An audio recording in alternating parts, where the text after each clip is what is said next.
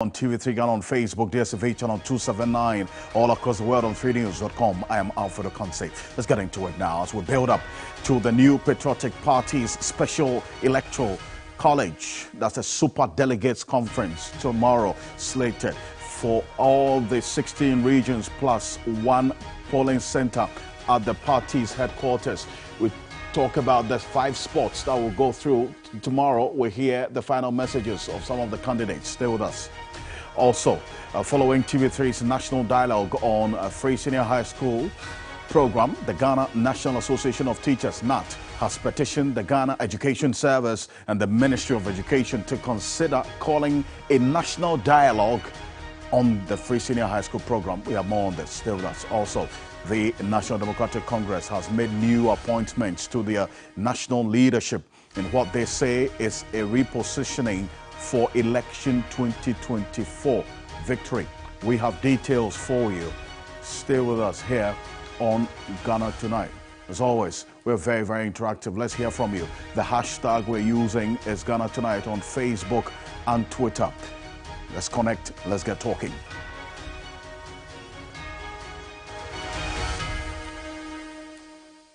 Let's settle for Ghana Briefs.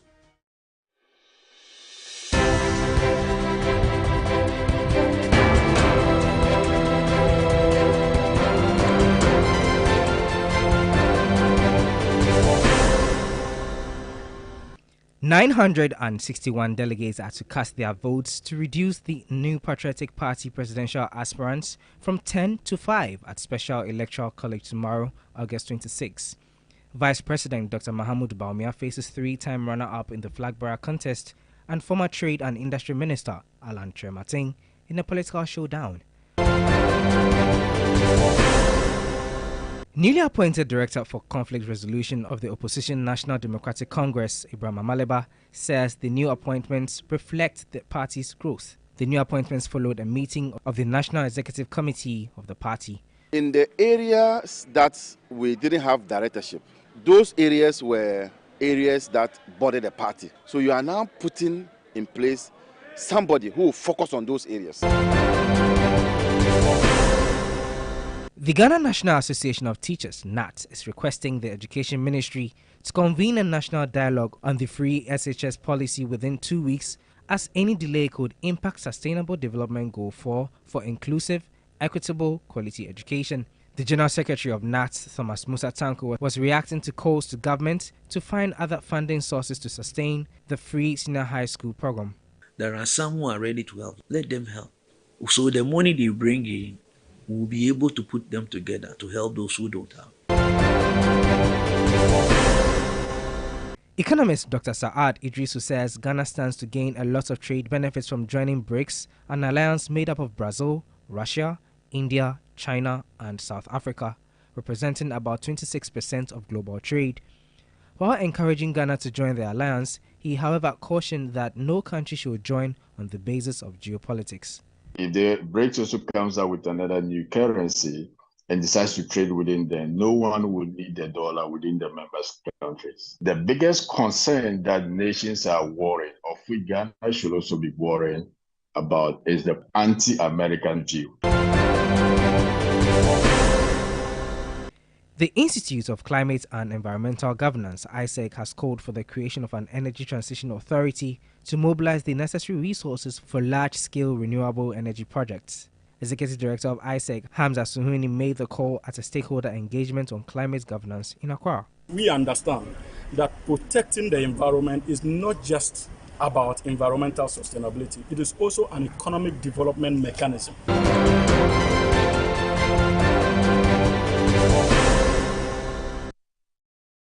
Make some time and visit 3news.com. There's more news on 3news.com. Coming up next here on Ghana Tonight, following TV3's national dialogue on the free senior high school program, the Ghana National Association of Teachers, NAT, has petitioned the Ghana Education Service and the Minister of Education to consider calling for a national dialogue on the free senior high school program, especially the question of its sustainability.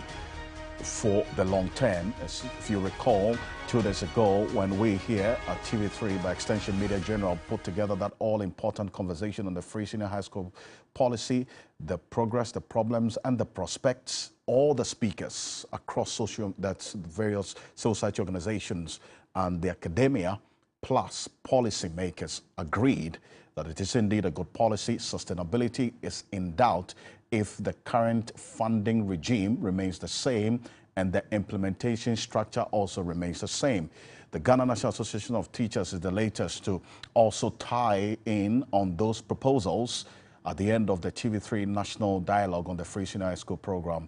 Thomas Musa says that the Education Ministry and by extension government must give room and a listening ear to proposals for a national dialogue on this all-important policy. Equity principle says that give to each and everyone according to his or her needs. Yeah. Equality says that, look, let's give everybody equality. No. In a developing country like Ghana, you cannot go that way. There are some who are ready to help. Let them help. So the money they bring in, we'll be able to put them together to help those who don't have. And by so doing, we can hold each other by the hand as we build our nation. These are things now we've been talking about. So we believe that this time around, once we have made this appeal to His Excellency, that there is a need for a dialogue, and Daily Graphic and Media General, we've all added your voices. We believe that we should be able to come together. We are left with only 7 years. Okay, remember, when we're dealing with the Millennium Development Goals, yes, when we go to 2015, we pledge to ourselves that never again, this time around, we should get it done. And it looked, see, and when we were speaking in 2015, 2030 was like from here to heaven. So soon, how many years have we done out of the 15 years? We have done 8. Look, by the time we say Jack, 2030 will be here with us. And our statistics will not be too good. And so that let us come together so that by 2030, even if people are being left behind, we will be able to help them also to recover. Well, that's Thomas Musa there. And let's stay a bit further on this. Now, Dr. Peter Partey is the Executive Director of the Institute for Education Studies, IFS. He's joining us on Zoom. Thank you so much for joining us here on Ghana Tonight, Dr. Peter Partey. First of all, this is the proposal by the Ghana National Association of Teachers, NAT, after that conversation that you were part of here at TV3. Now, how much of a difference will this particular proposal for a national dialogue make, especially because these issues keep coming up every now and then, but there's been some resistance on the part of government? Yes, I think I support that call. I support that call because when you look at the number of years that we've been implementing this policy, it's generally calls for a second look, a conversation, an interaction among various stakeholders as to how far we have come with the implementation of the policy. And the reason why you have to do this is that there are so many stakeholders who have been involved in the implementation of the policy. So you have the teachers, you have the school authorities, the heads, you have the matrons, the bezzers, and all those people. And you would definitely need their input, their perception about how the policy has been implemented out to this level. So that is why you would want to have a broader conversation. That conversation would be a platform for people to share with you, the policy maker, how far you have come with the implementation of the policy. It will enable people to come out to share with you, the policy maker, the challenges that they have experienced throughout the years of the implementation. And then it will also give a platform for you, the policymaker, to share with the people your ideas about the policy going forward. Because you would agree with me that the policy should not be static. Professor Adair will say that it is not a doctrine. As time goes on, there should be changes in the policy to meet the demands of the time. And you cannot sit down in your room or in your office as the policymaker and think that you can tweak the policy to suit the demands and the needs of the people on the ground. So what you need to do is to bring these people to a common platform. The students, the teachers, the headmasters, the buzzers, the matrons, all those who are involved in it, the civil society organizations, let them share with you how far they think the program has come, their experiences, which will be a hands-on experience, what they have felt, what they have experienced themselves, and not what others are saying. Then you can also share with them your vision for the continuation of the policy. Then together, the two groups, I mean the policymakers and the implementers, and I say the implementers because these policies implemented by the teachers and the school authorities. So they will also agree with you on the way forward, so that when you finish and you put out what you want, how you want the free SHS to be going forward, it will be a collective decision from all stakeholders. Nobody will come back and say that they met and decided on this and they are pushing them down our throat. It will be a collective decision of all stakeholders, including parents. And that is the sure way to go. That is how you build educational policies. That is how you make educational policies owned by the stakeholders, so that they can hold it together and ensure that the program becomes a success. But if you think you know it all and you have the idea, the best ideas in the world, and that nobody's contribution and nobody's suggestions matter to you, you will come up with ideas, but when it comes to implementation, you will face serious challenges.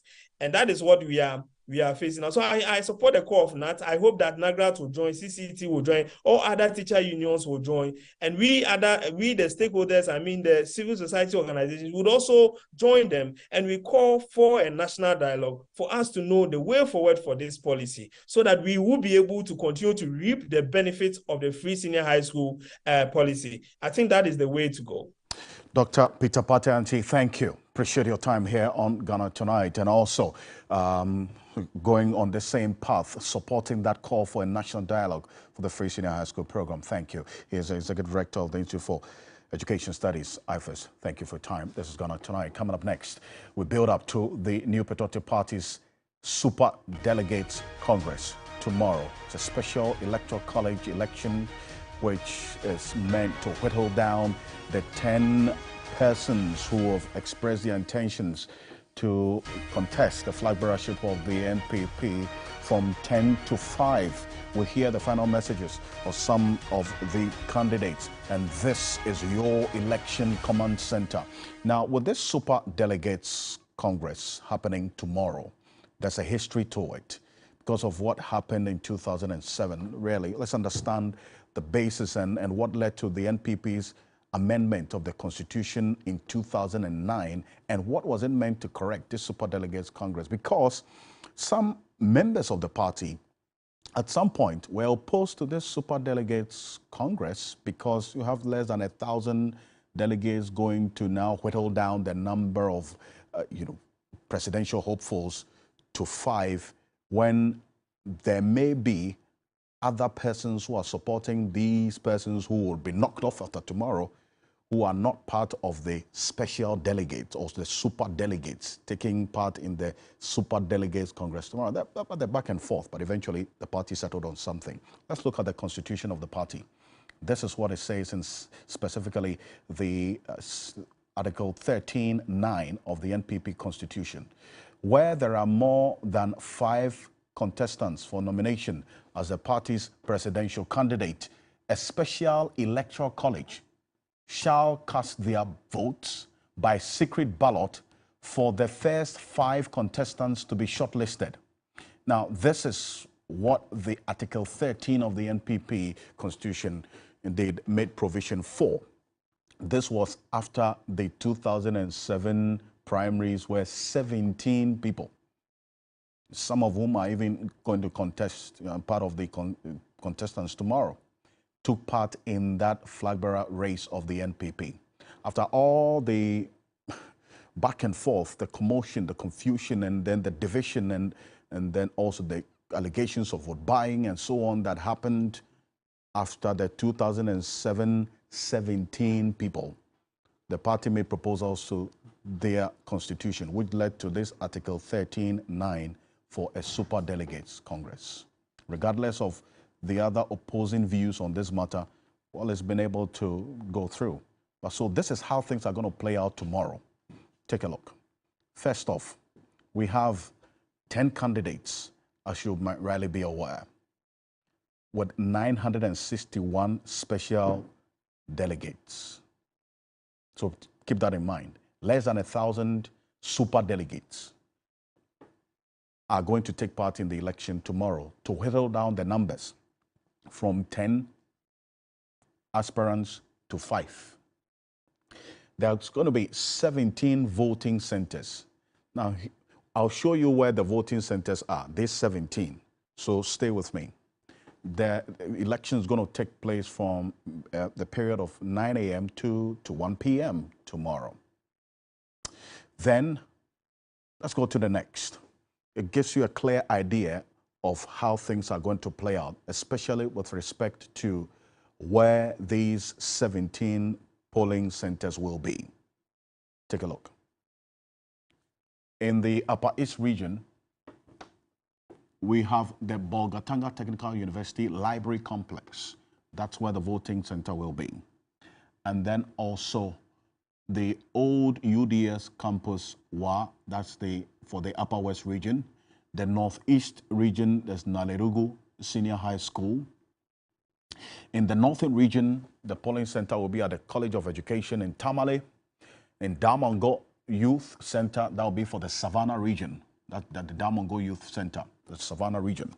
Then you see the OT region as well. The voting center will be at the Dambai College of Education. And then also we have in there the Kokro Social Center in Techiman. That's for the Bono East region. And then also Koforidua Senior High Technical School for the Eastern region. That's the polling center there. And then in the Ashanti region, the KNUST Law Faculty. In the Ahafo region, there's Pastoral Center Goso. And then there's Pastoral Center Seshivioso for the Western North region. And then the YMCA Adabraka here in Accra, that's for the Greater Accra region, that's where the polling center will be. And then also in the University of Cape Coast, you have it there, plus the Great Hall of Takrady in the Western region, that's where the polling center will be. And then also you would have the Catholic Secretariat Bishop Conning Center, and that's where the voter region polling center will be. In all, there's going to be 17 polling centers, that's the various polling centers, 17 of them. There's 16 for all the regions.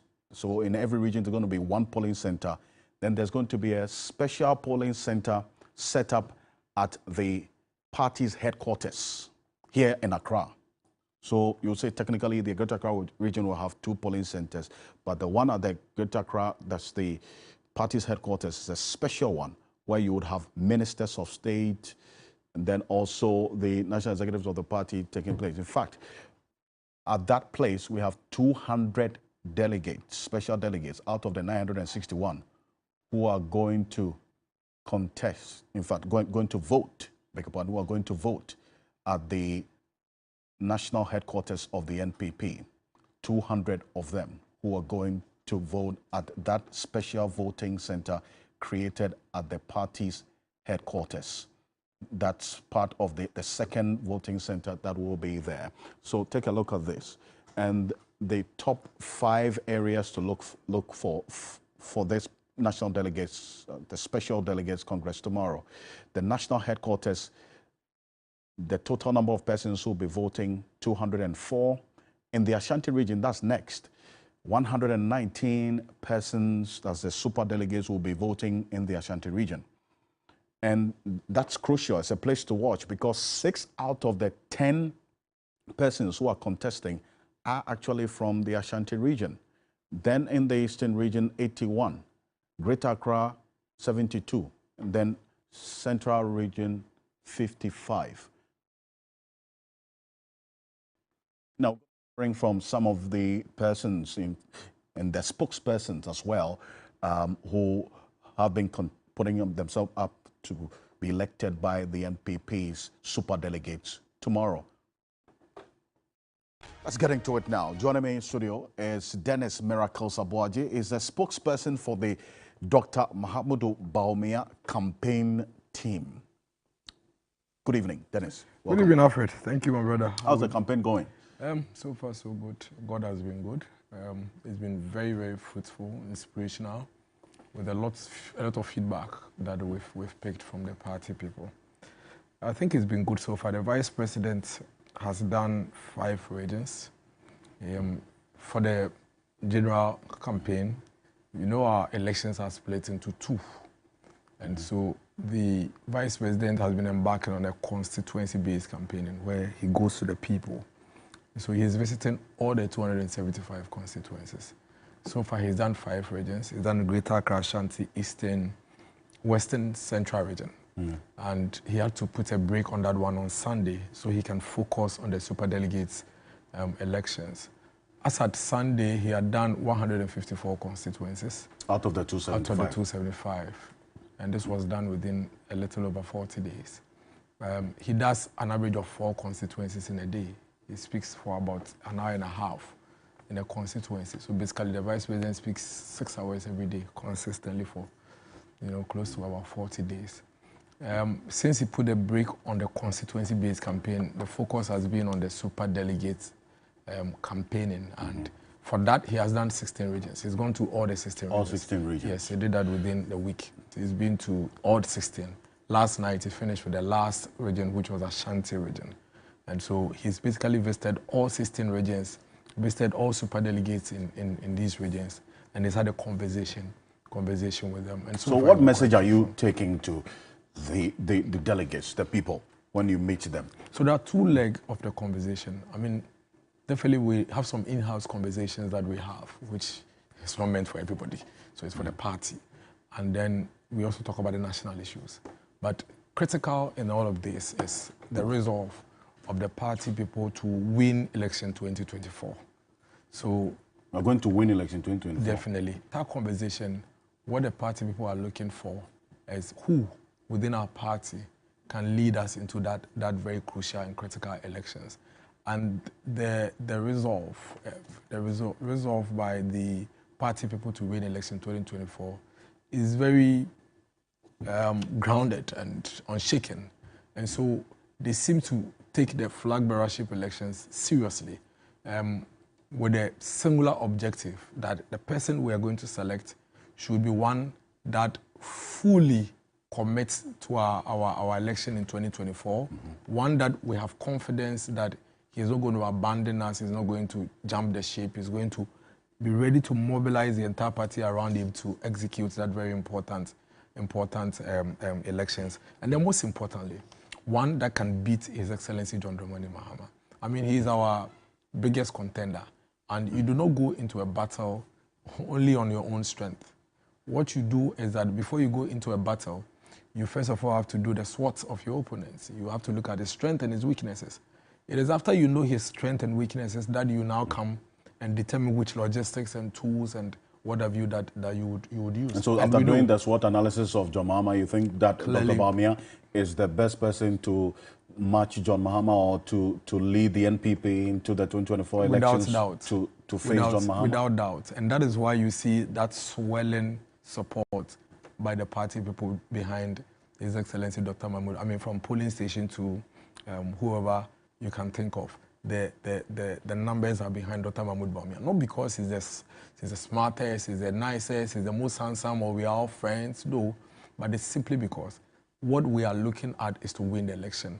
And if it's Dr. Mahmoud Bawumia that the figures, the details, the data, everything shows that he can beat His Excellency John Dramani Mahama, then why not? And he, at least, if not for anything at all, he has a scorecard, the electoral scorecard, the political scorecard to show that he has a capacity to beat John Mahama for us. What data are you referring to that shows that Dr. Mahmoud Bawumia will beat John Mahama? Oh, simple. I mean, His Excellency Dr. Mahmoud Bawumia became a running mate of the party in 2008. And since then, he has been at the front run of our party's election processes for about 4 elections. He's run 4 campaigns across the country.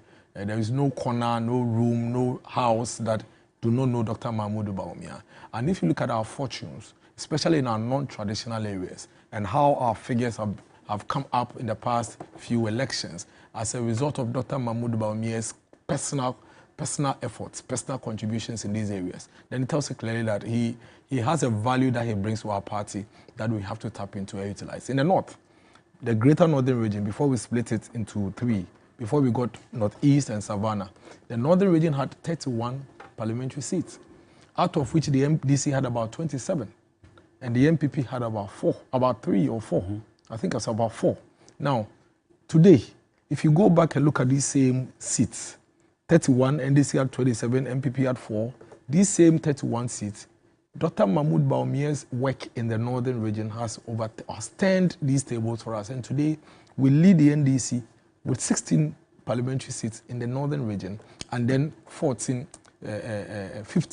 by the NDC within the same 31, port. If we have an opportunity for the first time, in spite of whatever it is, we have an opportunity to have a candidate who, when we put all the competitors on a scale, he beats them in all the indicators. And then on top of it, he's from not so traditional area of the party. We have our biggest opportunity to present him to kill that forever. Now, some who hold a strong view. Now, Dr. Mahmoud Bawumia is a liability more to the party going into this election than an asset.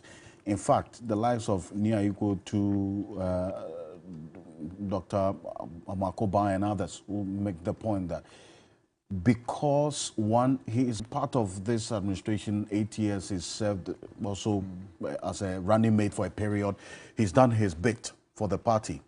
He should just go for somebody else who also continue. That's number one. And the fact that anybody, according to Dr. Amakoba, who is part of this administration, supervise this economic mess that we should not be part of it. And more so because he's the chair of this economic management team that has led this economy into this crisis. So because of all of that baggage, he is a liability to the party going into this election. I usually try not to pay so much attention to individuals in our party who made such comments. Because usually... He's a senior member of the party. Yeah, because by knowing some of these people, we know the premise based on which they make some of these comments. But let me try to deal with a few of them. First of all, there is no politician without baggage. There's no politician without videos. There's no politician without tapes. In fact, as we speak, our biggest competitor is one that has been president before and been vice president before and lost 2 elections with the biggest margins anybody has lost elections in this country. Even he is confident that he can come back on the ballot paper to run for an election. So why would any politician even make that statement? Why would any politician even make that comment? Of course, they would say these things because they support other people other than Dr. Mahmoud Bawumia in our party, which is fine, which is fair. That's their way of wanting to do politics. But the issue of liability, that decision is for the party people to decide, not you. The party people who own the party, the polling station executives, the constituency, regional, national executive, the members of parliament, the people who have the right to determine who leads our party, should know who they believe should lead them into the next battle. Dr. Mahmoud Bawumia, one of the reasons why you see the groundswell in support for him is the fact that the party people see in him a consistent leader who is willing and ready to stand by his party and government in all times. Are you telling me that if you're a politician, yours is to keep quiet, so you have no tapes, so you have no videos, and then when the election is due, you come and play? You think we don't have videos of His Excellency John Dramani Mahama? We don't have audios of him? Our job as a political party is to work with a leader we believe we can sell. Don't forget, the flag bearer is not the one who is going to walk into every home and every door to go and campaign. It is the party people in that polling station, the Kanda Post Office Party polling station executives. They are the ones who would actually be doing the campaign. They are the ones who should determine who is an asset or a liability to the political party. Is he still the chair of the economic management team? Yes, he is. So how is he combining the needed focus and attention to turn the fortunes of this economy in crisis around, plus the campaign that some have said that he's moved part of the government machinery around to be campaigning? So two things. The economic management team is not the ones who manage the economy of Ghana on day-to-day basis. That's fact.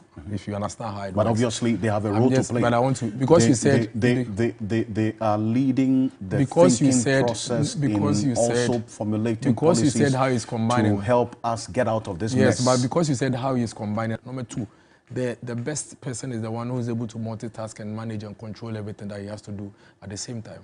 Let me quickly also indicate this. Dr. Mahmoud Bawumia has not moved government machinery on his campaign. It's a complete falsehood.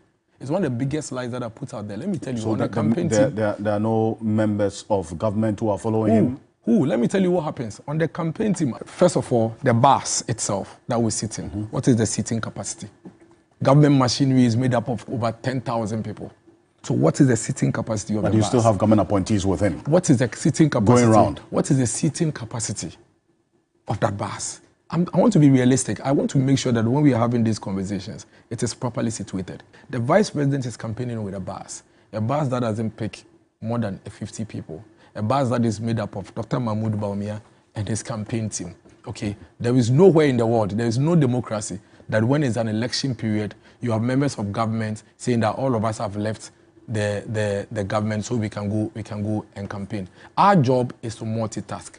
Our job is to combine what we do with every other thing. So it's a complete falsehood. Dr. Mahmoud Bawumia doesn't move with the government machinery. Dr. Mahmoud Bawumia is moving with a bus that doesn't pick more than even 50 people on that bus. Who are government appointees? Some. Some are government appointees? Yes. Some. They've left their work. Why not? To follow him. They multitask. Have you had anybody come complain? Your concern of the taxpayer is that we are paying you to work and not to follow the government to campaign. So if then let the law of the land reflect the fact that when it's an election period, all the people in government should leave and create an interim government. Then they can go and campaign. The fact is that everybody have their job cut out for them. You get your job done and you get any other thing you want to do done. Democracy is an integral part of the whole governance system that we are running. So after tomorrow, you are sure to be elected amongst the 5 to go through after the Mahmoud Super Delegates Bawumia, Conference? Dr. Mahmoud Bawumia, based on all the engagement he's done and based on all the conversations he's had with the party people, in all humility, we believe that tomorrow he should be doing around 70% in the elections tomorrow. 70%? Yes, and then even a bigger margin on November 4th. Are you giving the super delegates money? No, they don't need money to vote. Dennis Miracles Abuaji. Alfred Ocansey. Thank you for coming. Thank you, my brother. Dennis Miracles Abuaji is the spokesperson for the Dr. Mahmoud Bawumia campaign team. Stay with us. Coming up next, we have the spokesperson for the Director of Communications of the Alan Kojo Chamantin campaign team also joining us. Yabu Abenga Samoa. We'll be back shortly after this quick break. This is Ghana Tonight.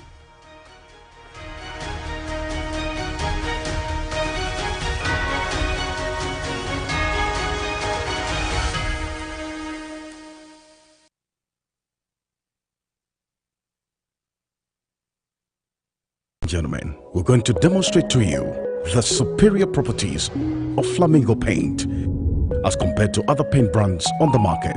We take equal quantities of Flamingo paint and this ordinary paint. We then dilute them with water. And now, let the test begin. The gentleman on the left is going to apply the ordinary paint, and the gentleman on my right will use the Flamingo superior paint. As you can clearly see, Flamingo has the obvious better hiding. Furthermore, Flamingo has painted a much larger area. You know, 1 bucket of Flamingo paint is equal to several buckets of any other paint brand on the market. Flamingo paint is made with superior formulation to give superior durability, superior hiding, superior coverage. Flamingo paint, simply superior. Barman,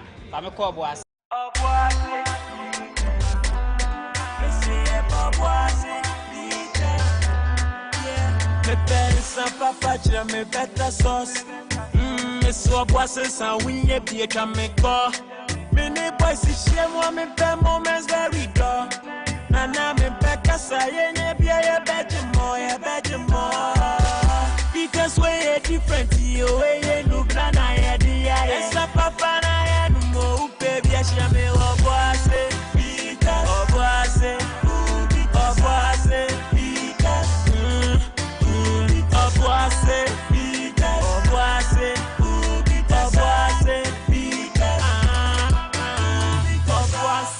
bitters and Lubina Womangasa. No manyanse on Tom and Nipa when you fear doing watching and Sessa Pinfono FDA. Achi Dredian Cratui at.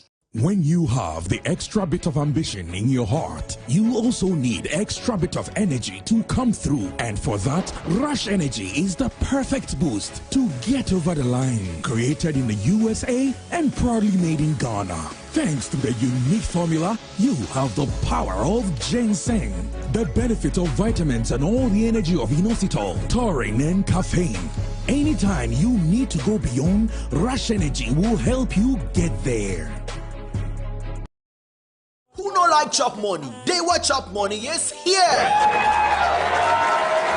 Collect your chop money every morning at 10 a.m. by simply dialing *446# and select option 2 to play Day 539 chop money. Win 40 times your stake with Direct 2, 400 times your stake with Direct 3, and 20 times your stake with Direct 1. You can also pay your numbers to win big. You only pick your numbers from 1 to 39, so winning is easy. Dial *446# to play Day 539 chop money now. Dewa, Hey, Ojam. You're looking good, oh my friend. Is there something you're not telling me? Yes, I'm feeling very good and strong. What is the secret? It is not a secret. My farmer used Yara Mela Activa on me 2 weeks after planting. This boosted my growth. Then after, he used Yara Bella Sulfan as top dressing when I was at knee length. My goodness and strength is because of Yara Mela Activa and Yara Bella Sulfan. Yara fertilizers have nitrite-based fertilizers that are readily available for plant upkeep and do not over-acidify the soil. Yara fertilizers also contain micronutrients such as zinc, boron, and manganese, which aid in yield and crop quality. If you want to look good like me, then your farmer must go for Yara fertilizers. They are available in accredited agri-input shops nationwide. For more information, call 0308 251 060 or visit our webpage at yara.com.gh or Facebook page. And there is more. Yara retailers can also benefit from selling Yara products by just downloading Yara Connect app and scanning QR codes on the Yara sack at the point of sale to earn rewards. Use Yara fertilizers for better yield and quality produce. Everybody knows Acrobato. And if you know Acrobato, it means you know M-Punch Homeopathic Clinic. M-Punch Homeopathic Clinic is my pillar. Let's hear what others are saying about M-Punch Homeopathic Clinic. Who will be careful M-Punch one? Chesena me ankasa me period no say problems wom ntina ma wo ho idea ma me papa chesena nya asem ketewa na me coin point no mo hwe me modam no mo hwe bibia na so mo medro a me fire no ene ma won kra mienu kofro kwa na mkwan mu a eba and everything yourself me ma me no adwodwo eda ho a wontumi nante ene ne ko end point o mama no nura ene ne ho idea watimi asori anante. That's end point for you of Acrobato. Hello hey ohwehwe what che okay a free bra wo di end point what dance am me call you no me Johnson sema na enkoyie e person na my emre nyina na magina sebema na me be fie for there e ho na nyina jaresa. You heard everything. I have secret. M-Punch is my secret. M-Punch Homeopathic Clinic. I'm free. This Saturday on Fisheries Eye at 6:55 p.m. on TV3. Unveil the harsh realities faced by vulnerable girls in Keji, a tranquil fishing community nestled within the Keta municipality of the Volta region. Cases of teenage pregnancy have shed light on a deeply concerning issue: how financial struggles drive young lives to the edge. Fisheries Eye brings to our viewers the harrowing experiences of marginalized voices in our fishing communities where dreams meet challenges. This and every Friday and Saturday at 6:55 p.m. only on TV3. Fisheries Eye is funded by the USAID from the American people.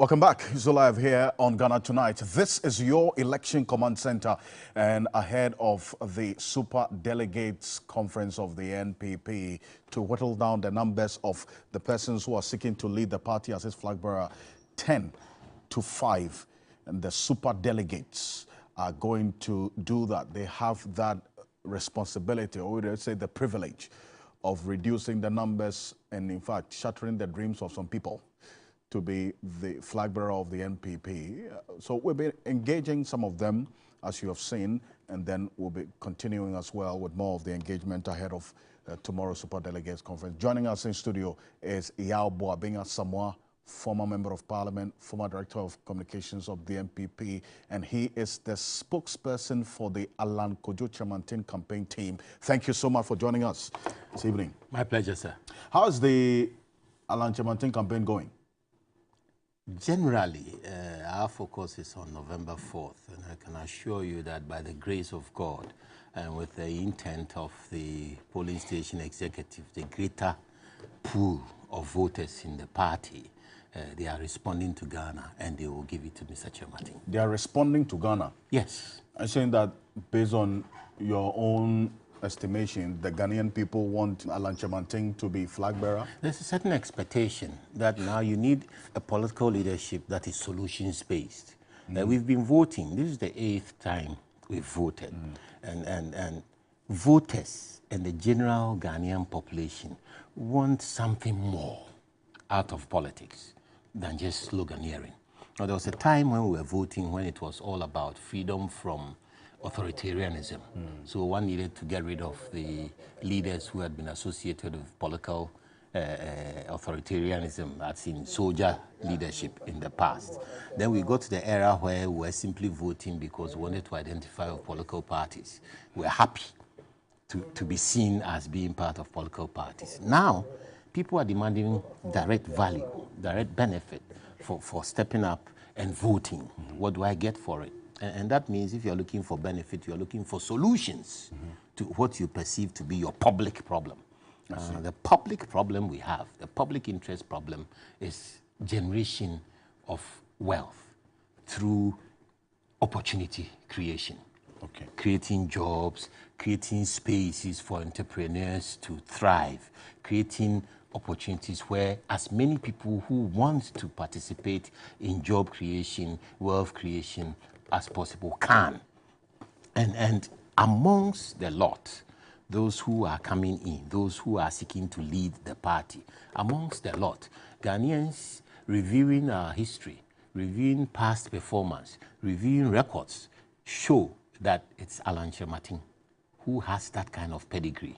It's Mr. Chamantin who has been associated with wealth creation frameworks. Mr. Chamantin who has been associated with job creation frameworks over the years, and whose vision promises to deliver even more of the same. So Ghanaians expect that if the NPP is going to do something exceptional, that exception should be that they present Mr. Chamantin as their candidate in order for that public, that expectant public, that public who wants a solutions-based leader to take him on and put him in there in order for him to deliver on the promise of jobs. But if you gauge the overriding sentiment of the Ghanaian people now, yes, this that you have just said, they've heard it before, that creation of wealth and so on.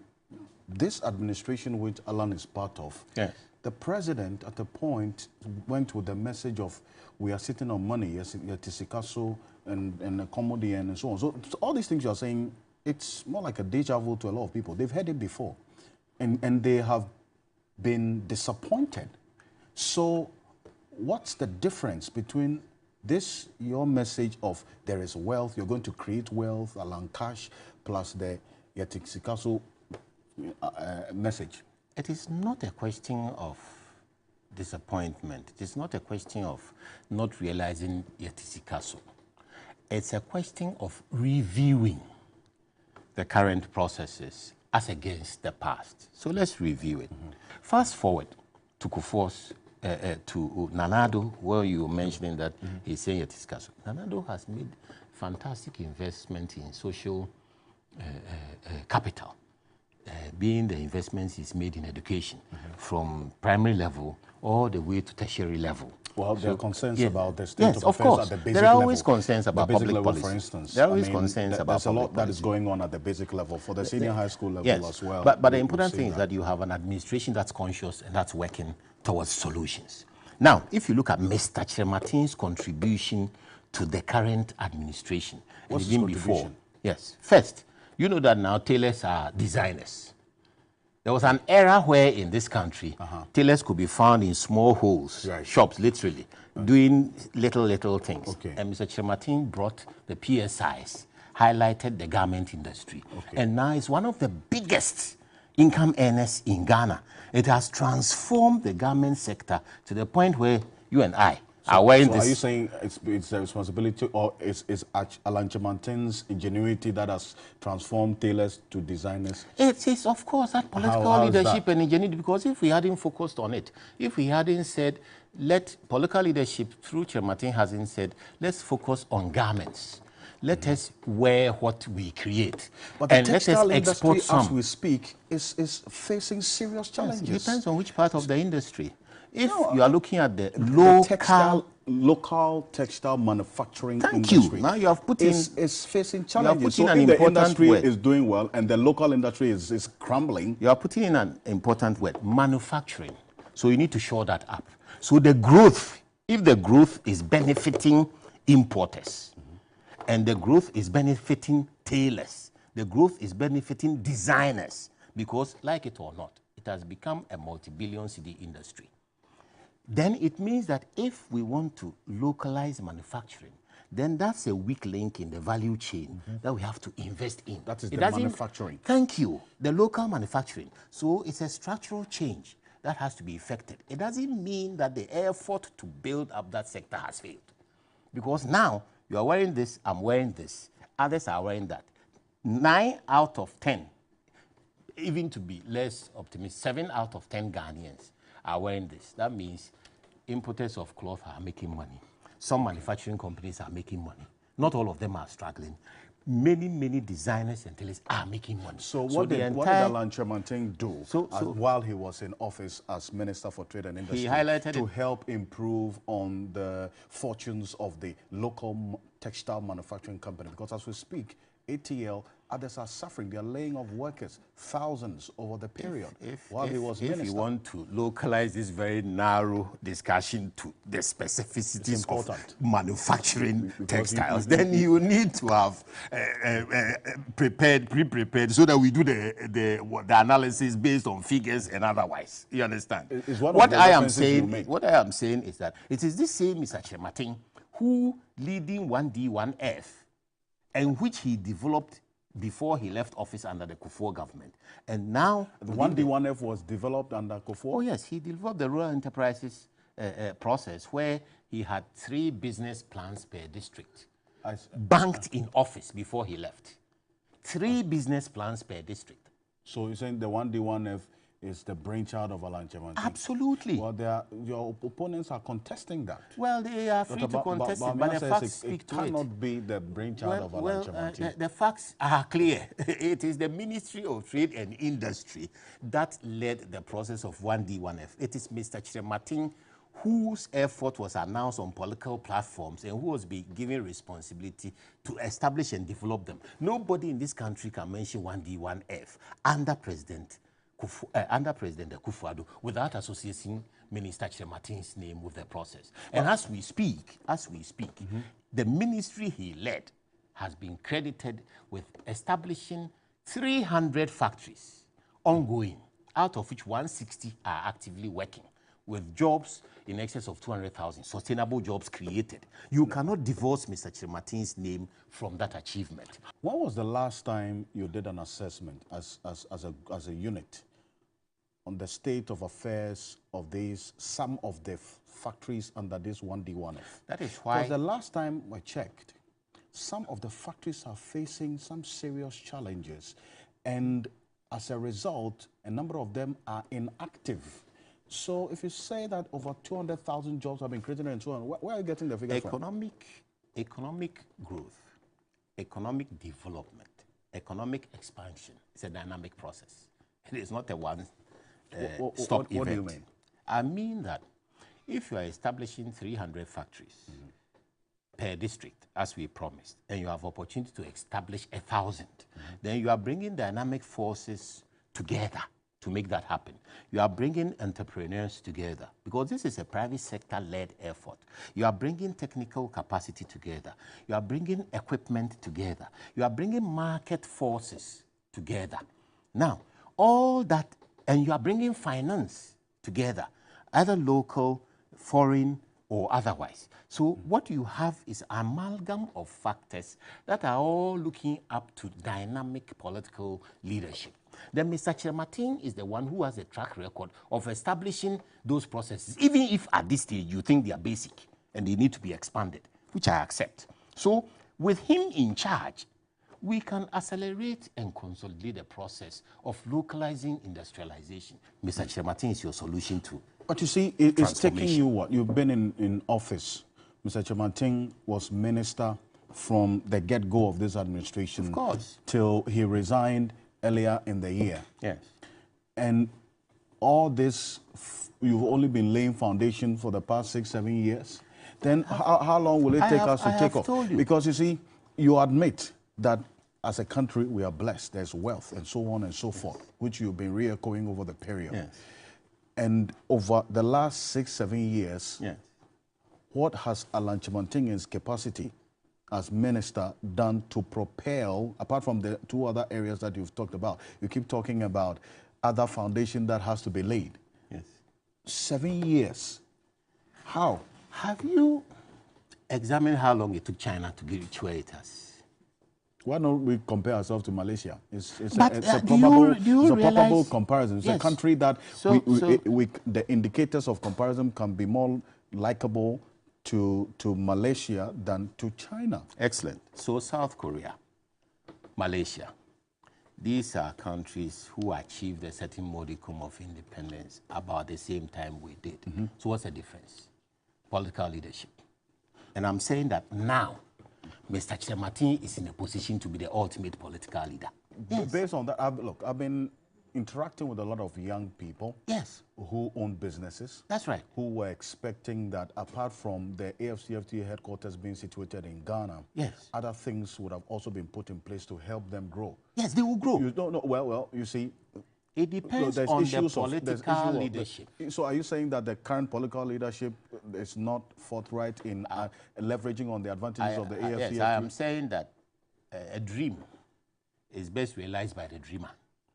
And that if that dreamer is in a position, yes, the dreamer was part of this administration. It hasn't failed. That administration hasn't failed. If the administration wasn't working, the AFCA wouldn't have come into being. The headquarters of the AFT wouldn't be in Accra. I don't know what you are driving at. You are trying to say that the administration has failed, but the administration hasn't failed. Chirmatin himself said there were some things that he believes could have been done differently. Of course. He said it himself. Of course. So it that means is why that he has produced the great transformational plan. Decisions that this administration has failed. That is why he has produced a great transformational plan.